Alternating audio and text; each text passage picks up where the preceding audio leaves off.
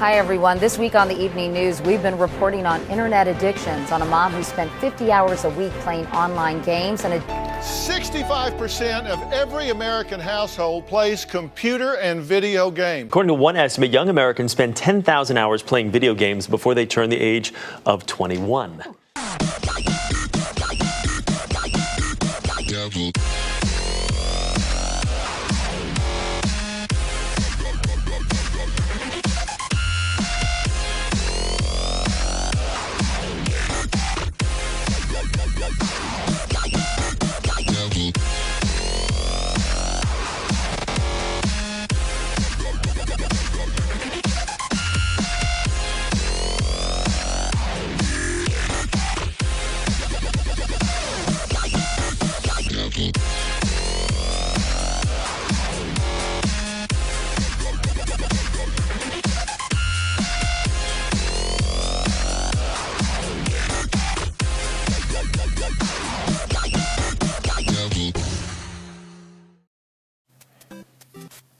Alan Alcorn was the designer and creator of the world's first popular video arcade game, Pong, a very basic form of tennis where the goal was to hit the ball past your opponent's block. Alcorn is looked upon as the father of video games, and since his groundbreaking invention, Pong, in 1972, video games have gone far and beyond what Alcorn could have ever imagined. A basic definition of economics is trying to provide unlimited wants with limited resources. Video games have become an outlet for consumers to reach some of these wants they were previously unable to attain. Fast forward to 2015, we are in a world surrounded by technology.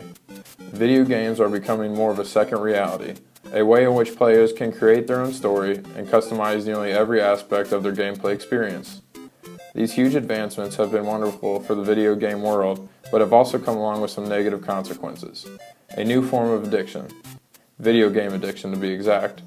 Children to adults, women and men, sitting and playing these virtual realities for hours on end, ignoring responsibilities, escaping from their everyday lives, and consuming themselves into this false world completely designed and made up by them.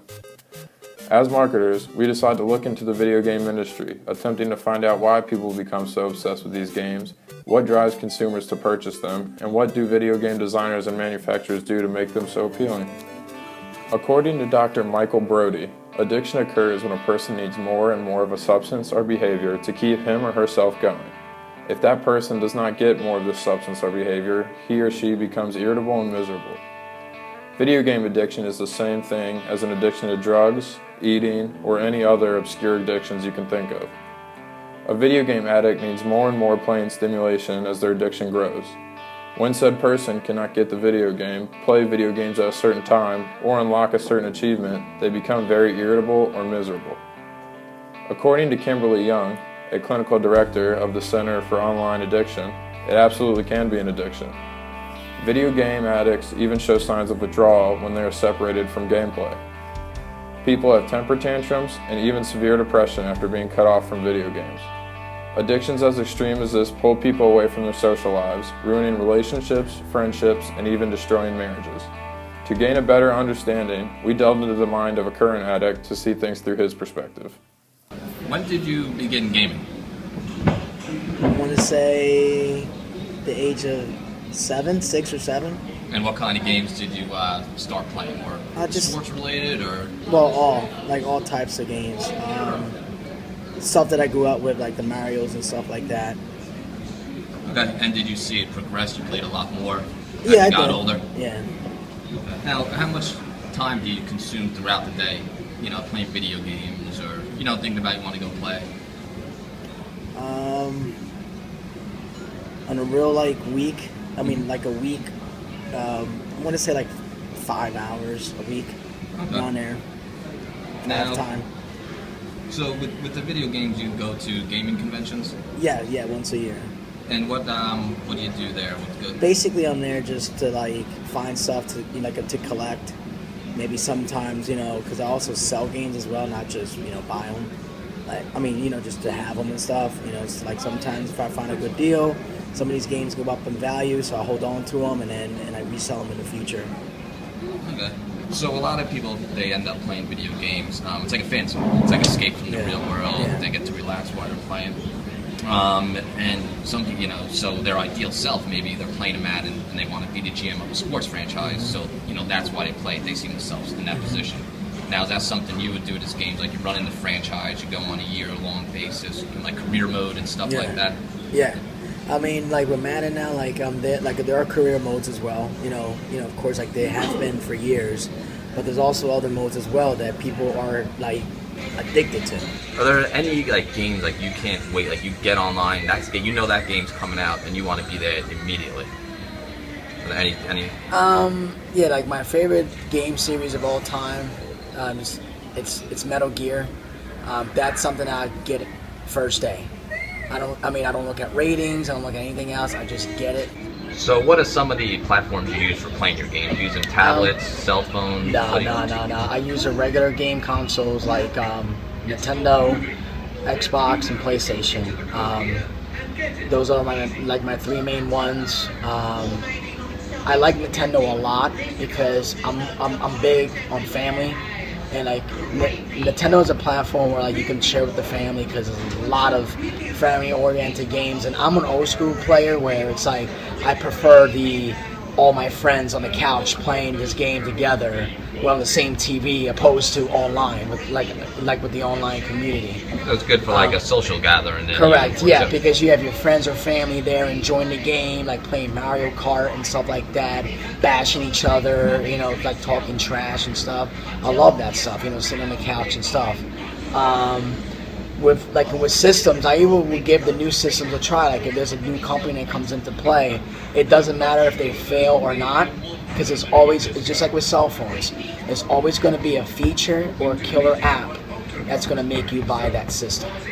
So I'm a huge system collector as well. So now, what about online gaming? Do you play people from around the world in online? I don't. I prefer, if I do online gaming, I prefer to play with my friends. That's it. If it's not my friends, if my friends are not online, I don't go online and play online games. I don't. I just think it's overrated. You have cheaters out there as well. You have people that just don't play, just don't play, and it's just too much time. I just rather play with friends or family. So Joe, you said you play a whole bunch of different video games, not one genre over the other. How many video games do you say you currently have in your collection? This is just a guess. I'm going to say 500, I'm over 500. Okay. Yeah. As we could see from Joe's interview, video games are a great way to show your extended self, using these games and their memorabilia to help define who you are. This can be even further established through the use of brand communities. Fellow addicts and gamers can come together in online forums to discuss current games, how to beat certain levels, unlock different achievements, create fan fiction, and continue to make more desirable gaming experience. Having all of this access to these wonderful resources helps fuel these people's addictions. People are starting to have YouTube channels where other addicts can congregate to help spread the word, good or bad, about a video game. Everything is beginning to be recorded, from purchasing it at the store to opening it at home, and all the way to playing the game and beating it. These people are major opinion leaders in the gaming community, which make it easier and easier to decide which video games to buy, play, and so on. In conclusion, video game addiction is a very real disease. It is very easy to access and is a way to escape the world we live in now. With technology growing at the rate it is, people are able to design, create their virtual lives on a level that has never been reached before.